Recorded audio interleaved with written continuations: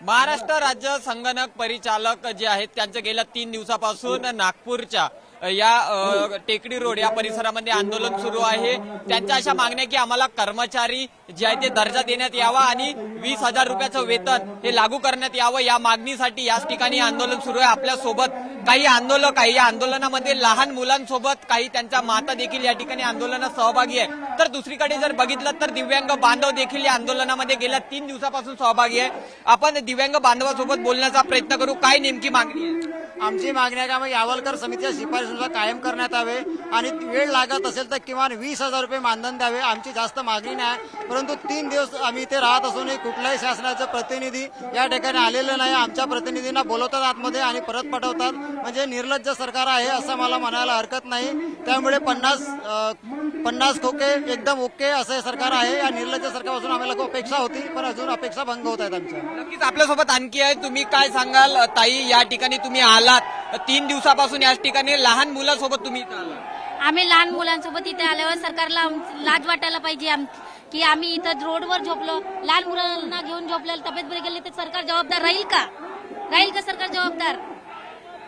आमच्या मागण्या पूर्ण झाल्याच पाहिजे। आम्हाला आमच्या आकृतीबंध नसेल होत तर आम्हाला किमान वेतन 20,000 तरी द्यायला पाहिजे सरकारने।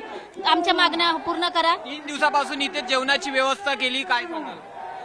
आम्ही इथं रस्त्यावर जेवलो, सरकारला लाज वाटायला पाहिजे की आम्ही इथं रस्त्यावर जेवलो, तर त्यांना समजायला पाहिजे की आमच्या मागण्या मान्य झाल्याशिवाय आम्ही इथून हटणार नाही। नक्कीच तुम्ही काय सांगाल? 3 दिवसापासून इथे आलात, याच ठिकाणी आहात? आम्ही 3 दिवसापासून इथला अजून शासनानं आमचा निर्णय वेठीस धरलेला आहे, तरी आम्हाला आमच्या 7,000 मध्ये होते काय? एखादी आमच्या तब्येतीची आपत्ती 7,000 मध्ये निघते काय? आम्ही किराणा कुठून भरावा? आम्हाला शासनाला अशी विनंती आहे, एकदा करून ते बंद करावा किंवा आमचे वेतन वाढवा अशी शासनाला विनंती आहे। नक्कीच आपण जर एकंदरीत बघितलं तर याच ठिकाणी आपण आणखी जे आंदोलक आहे आपण त्यांच्याशी बोलण्याचा प्रयत्न करू। तुम्ही काय सांगाल, काय नेमक्या मागण्या आहेत?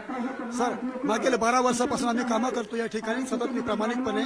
आमची आम्हाला 12,500 ग्रामपंचायतीमध्ये येतात आणि आम्हाला 5-6 रुपये देखील 5-6 महिन्यानंतर मिळतात। आणि आमची एकच मागणी आहे, माननीय यावलकर समिती शिफारशीनुसार जे सुधारित आकृतीबंध ग्रामपंचायत तयार करण्यात आलेला आहे, तर त्या आकृतीबंधामध्ये आम्हाला समावेश करून घेणे, आम्हाला ग्रामपंचायत कर्मचाऱ्यांप्रमाणे किमान दर्जा मिळणे आणि तो मोबदला मिळणार आमच्या किमान तर कायद्यानुसार तो मिळणार। विरोधी पक्षनेता विजय वडेट्टीवार देखील या आंदोलनामध्ये आले होते, भेट दिली होती, काय सांगाल? त्यांनी पण खूप प्रयत्न केले या ठिकाणी की यांना न्याय मिळावा म्हणून, कारण आम्हाला महिन्याला 20,000 रुपये पगार मिळावा हा आमची एक मागणी आहे। ती मागणी रास्त आहे, अशा प्रकारे त्यांनी भूमिका घेतो। आणि शासनाकडे म्हटलं सर, मला सांगायचं होतं की माझी पत्नी 6 महिन्यापासून आजारी आहे, हा माझा छोटासा बाळ माझ्याकडे आलेला आहे, हा माझ्याशिवाय राहत नाही। आणि ह्या ठिकाणी 3 दिवस 4 दिवसापासून मी ह्या वेळा थंडीच्या दिवसामध्ये मला मुलाबाळ घेऊन एक भीक मागल्यासारखा शासनाकडे मी भीक मागतोय की ह्या 5,000-6,000 मध्ये मी माझ्या कुटुंबाचा उदरनिर्वाह करू की स्वतःचे गडफास करून आपला आत्महत्या करून टाकू की विषपासून करून आपला जीवनाचा अंत करून टाकू, इथपर्यंत शेवटची टोकाची भूमिका झाली आहे। तरी शासनाने आम्हाला न्याय द्यावा आणि आम्हाला कदर मिळावी पगार द्यावा ही विनंती। आपण जर एकंदरीत बघितलं तर या ठिकाणी 3 दिवसापासून आंदोलन सुरू आहे, मात्र थोड्या वेळापूर्वी याच ठिकाणी थोडासा गदारोळ झाला होता।